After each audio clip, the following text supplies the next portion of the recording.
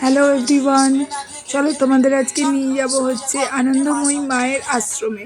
এটা যদিও 25শে ডিসেম্বর তোলা, 25শে ডিসেম্বর সকালবেলা আমরা চলে গিয়েছিলাম আনন্দময়ী মায়ের আশ্রমে। তোমরা হয়তো অনেকেই জানো না যে এই আশ্রমটা ভীষণই সুন্দর, গঙ্গার ধারে। অনেকেই হয়তো জানো না, শুনেছ, অথচ যাওয়া হয়নি। আমিও যদিও প্রথমবার গেলাম, আমার বর আমাকে নিয়ে গেল, আমি কোনোদিন দেখিনি। এত সুন্দর জায়গা। এই যে এখানে একটা রাজহাঁস ছিল বলে আমার মেয়ে ভয়তে বারবার উঠে চলে আসছে। এখানে মৎস্যকন্যা একটা রাখা ছিল, আর মৎস্যকন্যার একটা স্ট্যাচু করা ছিল। একটা খুব সুন্দর রাধাকৃষ্ণর মূর্তি আছে, এই দেখো, এইটা তোমাদের সাথে শেয়ার করলাম। এটা খুব সুন্দর একটা রাধাকৃষ্ণ মূর্তি। পুরো আশ্রমটাই ঘুরে দেখেছি, এত নিস্তব্ধ, নির্জন, নিরিবিলি। ধানকলের ওখানে স্টপেজ থেকে যেতে হয়, হ্যাঁ, আর ধানকলের ওখান থেকে গিয়ে এখানে গোশালা আছে নিজেদের। খুব সুন্দর বড় একটা রথ মেরামত হচ্ছে। আমরা যখন গেছি ভিতরে ডরমেটরি আছে, ভিতরে থাকার ব্যবস্থা আছে। সেখানে দেখলাম বাইরে থেকে লোকজন এসে রয়েছে ওখানে। এই দেখো গোশালা, এখানে প্রচুর গরু ছিল ভিতরে। আমি পুরোটা তুলতে পারিনি, আমি যদিও সামনে থেকেই তুলেছি একটুখানি, হ্যাঁ। আর বড় একটা রথ মেরামত হচ্ছে। এখানে গরুদের রাখার বাঁধার জায়গা রয়েছে, খুব সুন্দর জায়গা। এখানে বিভিন্ন শাক সবজি সমস্ত চাষ হয়েছে। ডান দিকে ওদের নিজেদের বড় বড় ঝিল রয়েছে ভিতরে। এখানে গরুদের জল খাওয়ার ব্যবস্থা করা আছে, গরু বাঁধার জায়গা রয়েছে পাশে। এখানে বিভিন্ন রকমের শাক সবজি, ফল সমস্ত কিছু চাষ হয়। আর একটু এগোলে হচ্ছে বসার জায়গা রয়েছে। সব থেকে ভালো হচ্ছে প্রার্থনাঘাটটা দেখতে। প্রার্থনা করার জায়গাটা এত সুন্দর। ওখানে আনন্দময়ী মায়ের একটা মূর্তি রয়েছে।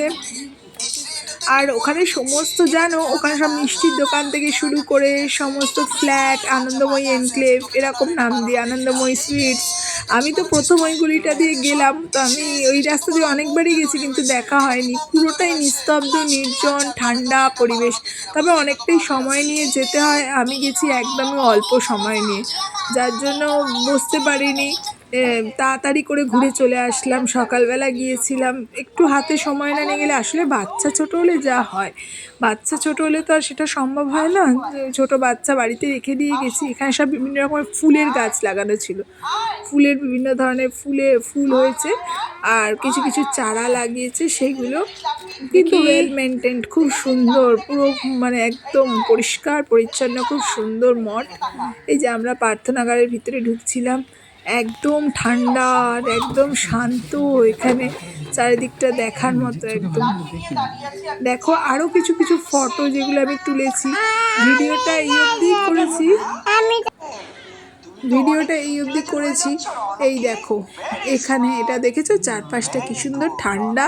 এখানে যদি একটু বসা যায়, ধ্যান করা যায়, ঠাকুরের নাম জপ করা যায়, তাহলে এর থেকে শান্তি আর কিছু হয় না। কিন্তু আমরা অতক্ষণ বসতে তো পারিনি, অত তো সময় ছিল না। এই দেখো, এটা হচ্ছে আনন্দময়ী মায়ের মূর্তি। এরপর এখান থেকে বেরিয়ে আরেক জায়গায় পুজো হচ্ছিল, তো সেখানে ঢুকেছিলাম।